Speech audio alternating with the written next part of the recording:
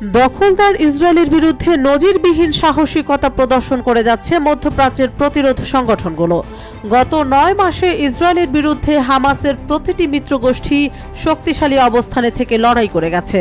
Israeli সেনাবাহিনী একথা স্বীকার করেছে যে এ সপ্তাহের গত সোম ও মঙ্গলবার তাদের ৪৪ জন সেনা আহত হয়েছে, যাদের মধ্যে ১৪ জন আহত হয়েছে গাজা উপত্যকার সংঘর্ষে। ইসরায়েলি বাহিনী গত বুধবারও গাজায় তাদের একজন সেনাকে হারিয়েছে।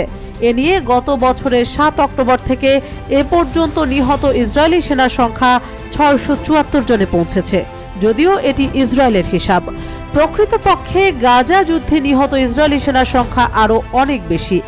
এদিকে ইসরায়েলের উত্তর অংশে আবারও ব্যাপক রকেট হামলা চালিয়েছে হিজবুল্লাহ। গত বুধবার রাতে ইসরায়েলকে লক্ষ্য করে প্রায় ২০০ কাতিউষা রকেট ছুড়েছে দলটি। হিজবুল্লাহর ব্যাপক প্রতিরোধের মুখে উত্তর ইসরায়েলের ১৩০টি ইহুদি উপশহর খালি করে অধিবাসীদের অন্যত্র সরিয়ে দেওয়া হয়েছে। ইসরায়েলের যুদ্ধ মন্ত্রণালয় কয়েক সপ্তাহ আগে এক বিবৃতিতে তাদের সেনা অবস্থান ও ইহুদি বসতিগুলোতে হিজবুল্লাহর ক্রমাগত আক্রমণের ক্ষয়ক্ষতি স্বীকার করেছে। তারা বলছে, হিজবুল্লাহর হামলায় এ পর্যন্ত ইহুদিবাদীদের ৮৬টি বসতির ৯৩০টি বাড়ি ও ভবনের মারাত্মক ক্ষতি হয়েছে।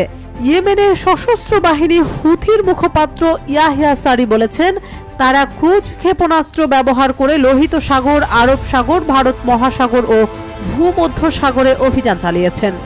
তিনি বলেন, এসব হামলা ছিল নিখুঁত এবং ক্ষেপণাস্ত্রগুলো সঠিকভাবে লক্ষ্যবস্তুতে আঘাত এনেছে। গাজায় ইসরায়েলি অপরাধজ্ঞ ও গণহত্যা বন্ধ না হওয়া পর্যন্ত সাগরে ইয়েমেনের অভিযান চলতেই থাকবে বলে জানান তিনি। আবার হামাসের সামরিক বাহিনী গত ২৪ ঘন্টায় বেশ কয়েকটি সফল অভিযান পরিচালনা করেছে বলেও আন্তর্জাতিক মিডিয়াগুলো বলছে।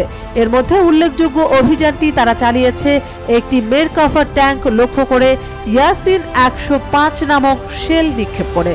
উত্তর গাজার নিকটবর্তী সুজাইয়া আবাসিক এলাকায় এ অভিযান চালায়। একটি টিভি টক শোতে ইসরায়েলের সাবেক সেনা কর্মকর্তা অবসরপ্রাপ্ত রিজার্ভ জেনারেল ইজহাক ব্রিক হামাসের শক্তিমত্তা ও যুদ্ধ কৌশল নিয়ে বলেছেন, গাজা যুদ্ধে ইসরায়েল বিজয়ী হবে না। নেতানিয়াহু সরকার ইসরায়েলি জনগণের সঙ্গে প্রতারণা করছে ও তাদেরকে মিথ্যা বলছে। তিনি বলেন, গাজায় হামাস যোদ্ধাদের হত্যা করার যে দাবি ইসরায়েল করছে তা সত্য নয়।